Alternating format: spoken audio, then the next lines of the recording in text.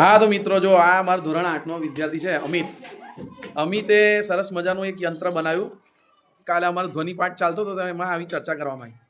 તો સરસ મજાનું એક પ્લાસ્ટિક બોટલનો ભાગ કાપી એની ઉપર આવી રીતે ફુગ્ગાનું જે કાપેલો ફુગ્ગો છે ચડાવ્યો અને આવી રીતે એક આભલો ચોંટાડ્યો કાચ તરીકે અને આ નીચે પટ્ટી જેવું છે સ્ટેન્ડ રાખ્યું અને એની મદદથી આપણે ધ્વનિના તરંગો કેવી રીતે એને જોઈ શકાય એ સરસ મજાનું એક યંત્ર બનાવ્યું છે.